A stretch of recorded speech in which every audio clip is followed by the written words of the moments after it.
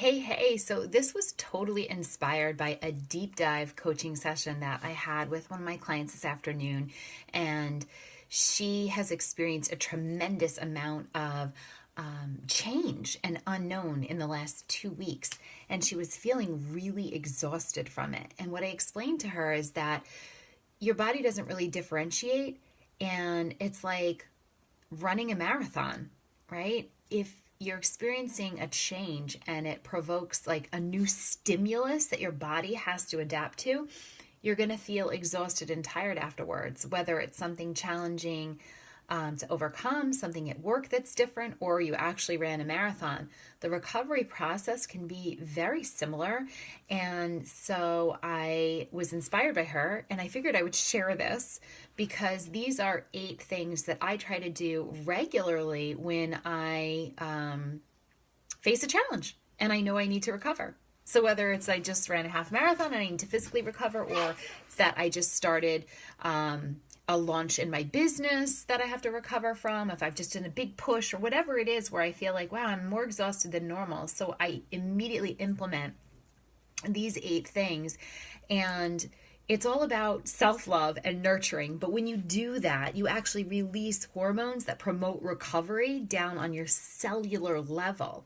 So it's just simply mastering the flow of these hormones so that you can recover quickly. And here's the coolest part. If you recover properly and you give yourself that gift of restoration and rejuvenation, it's not just that your body heals, but as physiologists, we know it to be this amazing miracle called supercompensation. What does that mean? Well, that means that the body says, okay, you just threw this stimulus at me. I wasn't prepared for it. It was really hard.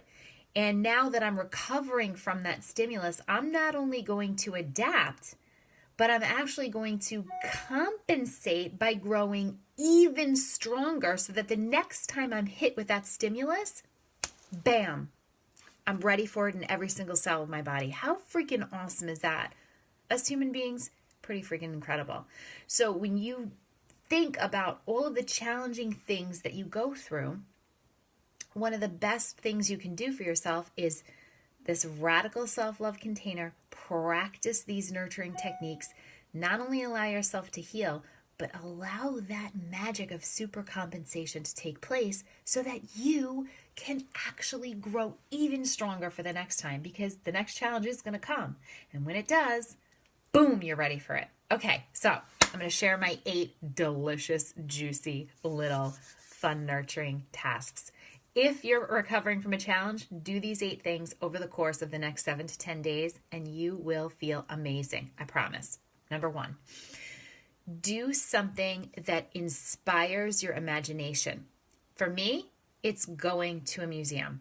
That's my jam. I love to go to museums anyway, but surround yourself with absolute beauty. Feel the rapture of art, of history. Maybe it's going to a library, but something that is going to stimulate your imagination. What does that do? It immediately floods your body with serotonin and oxytocin and even a little hit of dopamine for focus, and it just makes you feel really good. And that is a hormonal flow that will absolutely start to promote recovery. Number 2, take some alone time, just you and yourself, and really enjoy your own company. And what I love to do is I love to go to a new restaurant by myself and have a meal that I've never had before. Maybe it's trying a new meat or dish or just something unusual, or going to a vegan restaurant if you've never been to a vegan restaurant, or going for Asian fusion if you've never done that before, or some really exotic food that you want to try that you've never tried before. Your taste buds are there to help you experience emotions. And when you try something new, your taste buds it hits your palate. Again, there's a flood. There is a release of endorphins, which make you feel good. And yes, that actually is a little bit of a stimulus, but afterwards, when you start to come down, it actually stimulates what we call your parasympathetic nervous system, or your calming system, which is like brings you into this very calm and peaceful state, which again is going to promote recovery. So you, yourself, and I, try a new restaurant, try a new meal, have some fun, and just love on yourself and feel good. Number 3, I love this one. Get your favorite lipstick and write a love note to yourself on your mirror and leave it there for a few days. Wipe it off, do another one. Why? Well, first of all, who doesn't want to read a love note in the morning? But again, as soon as you do that, even the act of writing it and using your creativity and using some lipstick, which is really fun and makes you feel good. The reason why it makes you feel good is, again, you're secreting feel-good hormones when you even think about doing that. I'm thinking about doing it, and I know I'm actually feeling a feel-good response in my body. So the very act of doing something fun and light like that is going to secrete those feel-good hormones, which, again, are going to promote recovery. Seeing it as a visual every day and reminding yourself, maybe it's just I love you and your name, or have a great day, kisses, or whatever it is. I've used tons of different things. Makes you smile. And again, the act of smiling is like straight recovery. Okay, moving on. I think we're on number 4. Here are 3 foods that absolutely promote recovery. They are total feel-good foods. I call them good mood foods. And they are chocolate, walnuts, and blueberries. So I don't know anybody who can't handle a little bit of that in their lives. So for the next 7 to 10 days, you want to do a dose. Maybe you make a blueberry walnut parfait with some yogurt or some cottage cheese. Maybe you just have 1 square of dark chocolate per night over the next 7 to 10 days. Maybe you mix them all together. But those are 3 great good mood foods that you definitely want to incorporate into your diet over the next 7 to 10 days. Okay, now here's a supplement I would highly recommend.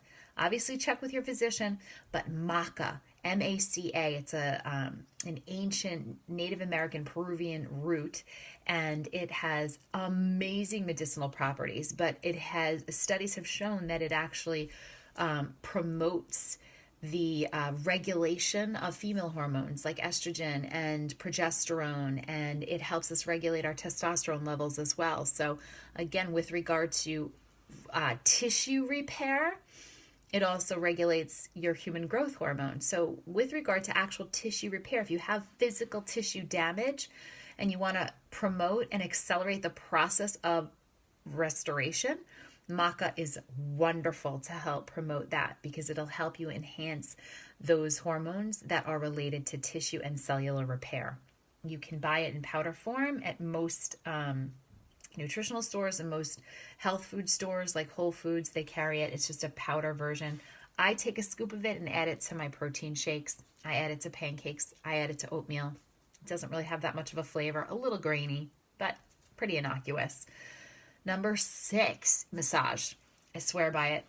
It's part of my regular self-care, honestly. I do it all the time, every 2 weeks. It's essential. But when you're recovering from something, it is absolutely essential, because human touch, again, is going to promote the up leveling of those feel-good hormones that I just mentioned. It also promotes the secretion of melatonin, which helps you sleep better, which gets to my next thing. Sleep. You got to get it. You got to get it. You got to get it regardless, but you got to get it when you're recovering. And here are a couple things I recommend to help promote like deep sleep. It's not so much the quantity of sleep that you're getting, but the quality of sleep that you get. And I could do a whole Facebook Live just on that. So comment below. Let me know if you want to hear my top sleep tips, because I will totally share those with you. Okay, so what can you do? Lavender essential oils are great. I have a little lavender oil that I mixed with some water, and I have it in a spray bottle, and I spray my pillow at night with it. It promotes, again, just that calming sensation, and a lot of studies show that lavender oil actually triggers melatonin production. So that's pretty cool. Melatonin is our sleep hormone.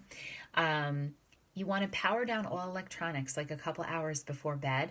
Light your favorite candle and turn on some trash TV, guilt freaking free. Okay, just indulge in that and enjoy, and just surround yourself in this decadent feeling of just being able to completely unplug from your phone, from your laptop, smell your candle, spray your lavender oil, put on like just some trash television and just let your mind relax. Okay. Last one. Also related to the quality of sleep that you get at night.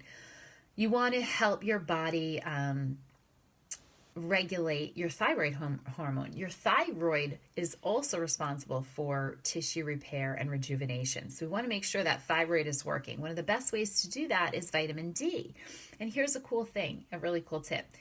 With regard to vitamin D, if you're getting enough sunlight in the early morning hours, like between 6 and 8 a.m., it actually will help with your sleep.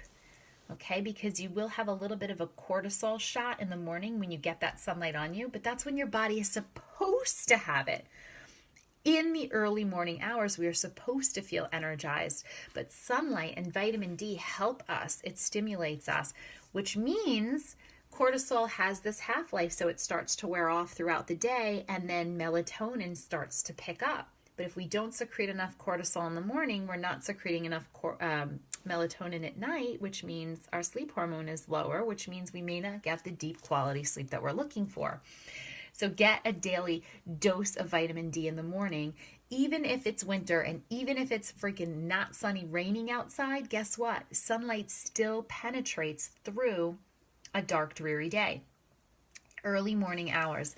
First thing you do in the morning, open your blinds, get a dose of vitamin D, and then as soon as you possibly can, get outside for some fresh air for the next 7 to 10 days. Even if it means changing your schedule around, a lot of these things will require you to change your schedule around, but do them 7 to 10 days. It is like a prescription for amazing recovery, super compensation, so that you grow those cells, not only heal them, but grow them stronger for the next stimulus. I hope that was helpful. Comment below. Let me know your thoughts. Let me know if you want me to do anything else specific with regard to maximizing and mastering your hormones. That's what I'm all about.